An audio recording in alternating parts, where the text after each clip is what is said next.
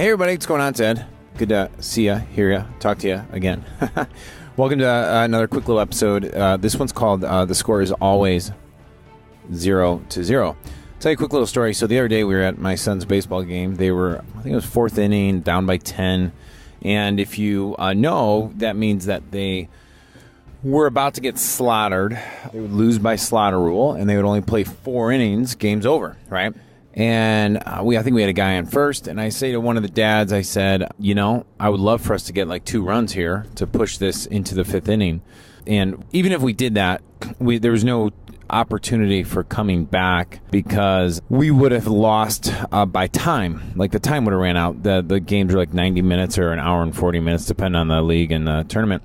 And he chuckled and goes, "Wow, you're really reaching for some small victories." And I said, in response, I go, "That's all I got, man. And that's really all we ever have, if you think about it, right?"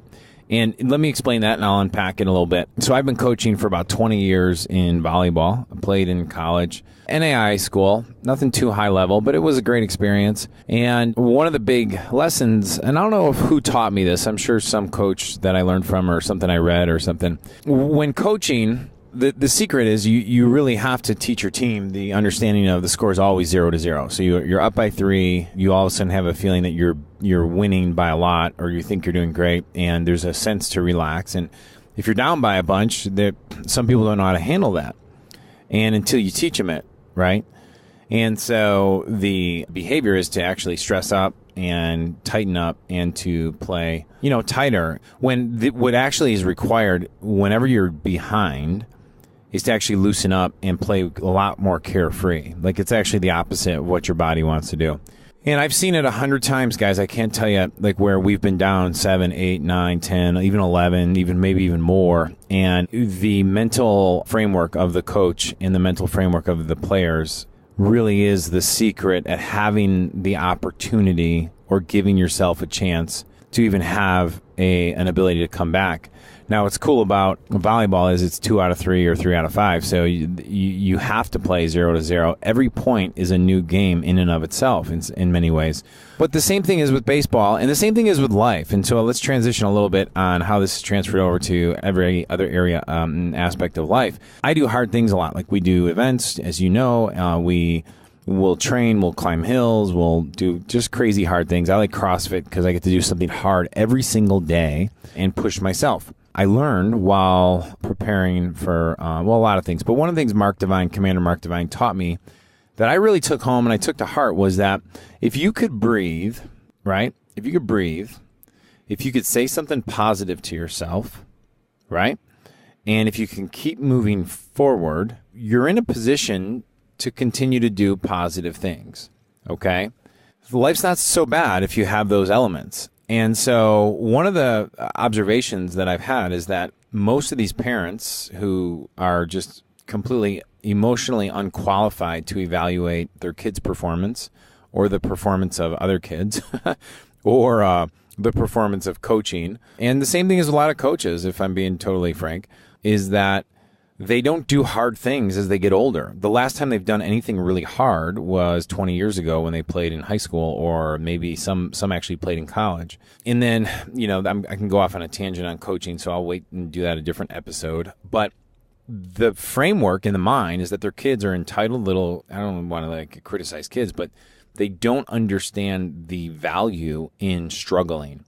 In that when you are down by 10, that is where I want to see my kid do a series of certain things. And I explained this to him. I said, number 1, you have to stay positive all the time. That's the only productive and proactive place you can come from. If you strike out, if you make an error, you have 1 second to feel sorry for yourself. And then you have to direct your focus to deep breath, something positive, and focus on your teammates and the next play. That is the only thing that's going to be productive in that state of mind. And if you took a group of 9 kids, say on a team, or 6 kids in volleyball, or 5 kids in basketball, but then you add the bench as well, and you add the coach, and each person learns that basic level skill set of the score is always 0-0. I could always control my mindset. I could always control my breathing. I could make sure if I have water, now I'm like even way ahead of things. Okay. I can prepare myself properly. I can go from this point and make something productive happen. That is a skill set that will transfer over in every single area of your life, your marriage, your business, your job, whatever it is that you are doing. Quick little story. When I was up on the mountain and when I did the 29029.com, you can check that out. It's the Everesting event that Jesse Itzler and Mark Hodelich put on out in Connecticut. And you ascend this thing 17 times, this mountain, 17 times, and you come down either in a car or in a, I'm giving you the abbreviated version because I like to keep these mini episodes pretty mini.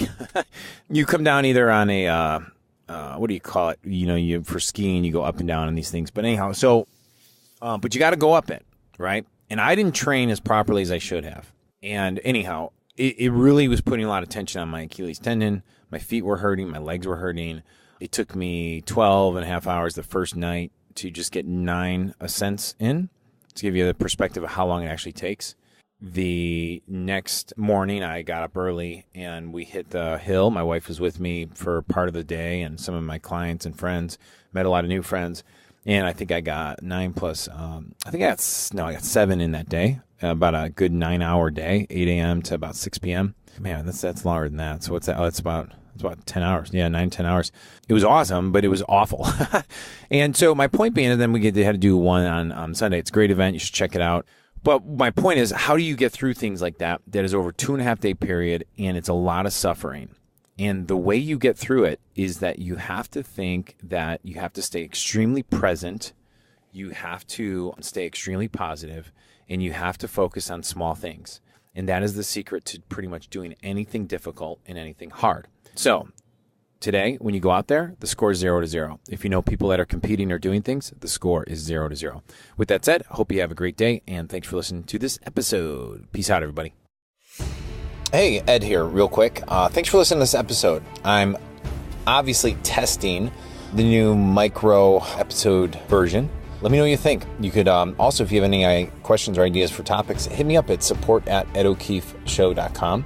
Also, over at Traffic Mastery Live, I just posted a 90-minute highlight reel for anyone in e-com, health businesses, online businesses that are looking for this advantage on e-com online today. We have it. We have some of my best friends are some of the best in the world at driving traffic, leads, customers.